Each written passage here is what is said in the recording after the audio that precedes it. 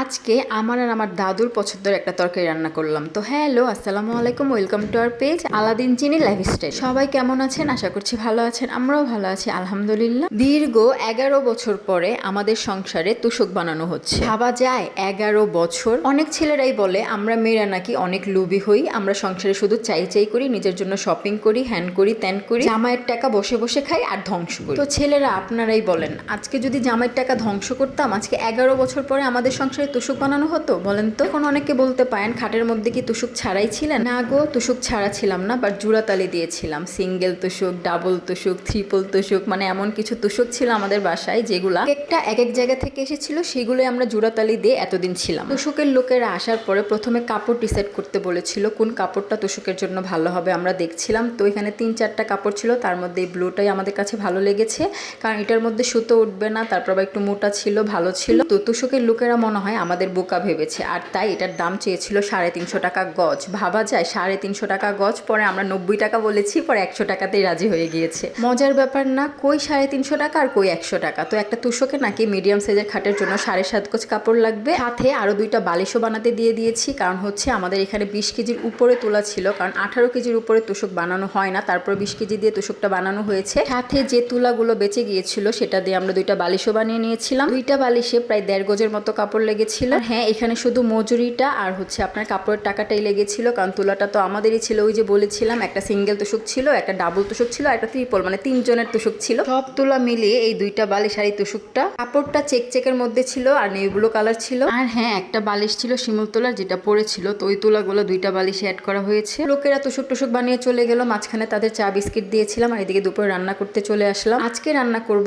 আমার আর আমার দাদুর পছন্দের ঢেঁড়স আলু দিয়ে মাছ। আর এই মাছটা হচ্ছে পাঙ্গাস মাছ, যদিও আমার দাদু পাঙ্গাস মাছ খেত না, সেটা ছিল রুই মাছ, কাতল মাছ, মানে যে কোনো মাছ দিয়ে করা হতো ভেন্ডিটা। আমি তো করছি পাঙ্গাস মাছ দিয়ে, আর তার জন্য পাঙ্গাস মাছটা হলুদ লবণ দিয়ে ভেজে নিচ্ছি লাল লাল করে। মাছ ভাজা হয়ে গেলে এই মাছের তেলে ভেন্ডিটা হলুদ আর লবণ দিয়ে ভেজে নিব। আলুটাও ভেজে নেওয়ার দরকার ছিল, বাট আমি ভাজিনি। ভেজে নিলে হয় কি সুন্দর একটা ফ্লেভার আসে। সিমের তরকারি বলেন আর ভেন্ডি, আরো কিছু তরকারি আছে যেগুলো হলুদ লবণ দিয়ে তেলে ভাজলে আলাদা একটা ফ্লেভার আসে। প্রথমে ভেবেছিলাম ভেন্ডি দিয়ে মাছ রান্না করবো আর ভেন্ডি ভাজি করব, পরে ভাবলাম দুইটাই ভেন্ডি হয়ে যায়, একটা কাজ করি আন্টির দেওয়া কাঁঠালের বীজের ভর্তা করা যায়, আর ভেন্ডি ভাজিটা না হয় কালকে করব, সন্ধ্যার দিকে করে রেখে দিব। তো এই তো দেখতে পাচ্ছেন আমি হলুদ আর লবণ দিয়ে ভেন্ডিটা ভেজে নিচ্ছি, আর ওইদিকে আমি রাইস কুকারে মশলাটা কষিয়ে নিচ্ছি। তার জন্য তেলে একটু পেঁয়াজটা ভেজে আদা রসুন বাটা দিয়ে আবারও ভেজে আলুটা দিয়ে হলুদ লবণ মরিচ ধনের গুঁড়ো জিরার গুঁড়ো একটু পানি দিয়ে মশলাটা কষিয়ে নিয়েছি। তারপর ভাজা ভেন্ডিগুলো দিয়ে ভালো মতো কষিয়ে নিয়ে পরিমাণ মতো ঝোল দিয়ে দিব। এখানে তো আলুটা ফার্স্টে কষানো হচ্ছে, ভাজা ভেন্ডিটা এখনো দেওয়া হয়নি, এখন দেওয়া হবে। আর এই তো দেখতে পাচ্ছেন কি সুন্দর পুরো করে ভেজেছি অল্প তেলে।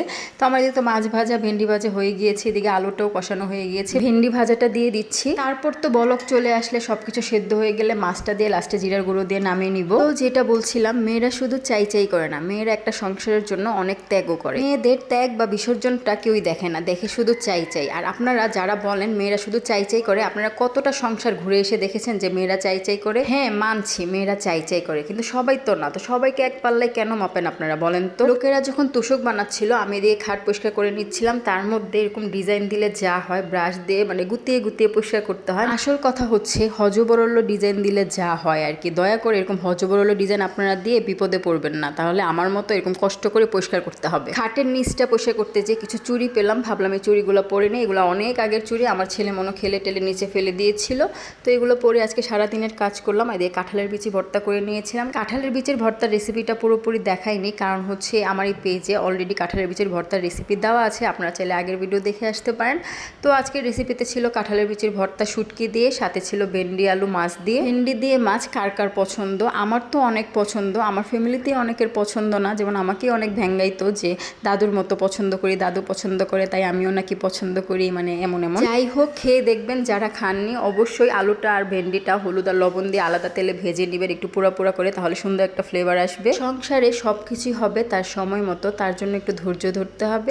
শুধু জামাইয়ের সাথে ঘ্যান প্যান করে কিছুই পাবেন না, এটাই বাস্তব। বাট একটা জিনিস পাবেন, সেটা হচ্ছে অশান্তি না করে ধৈর্য ধরুন, সময় মতো আপনার জামাই আপনাকে সবকিছু দিবে। ইদানিং ধরে খাবারের পরে মিষ্টি খাওয়ার খুব ক্রেভিংস হয়, কি যে করি বুঝতে পারছি না। তো এই তো দেখতে পাচ্ছেন খাবারের পর আমি রসগোল্লা নিয়ে বসছি। এটা ছিল হাজির রসগোল্লা, অনেক মজা, অনেক স্পঞ্জি। আল্লাহ হাফেজ, আসসালামু আলাইকুম।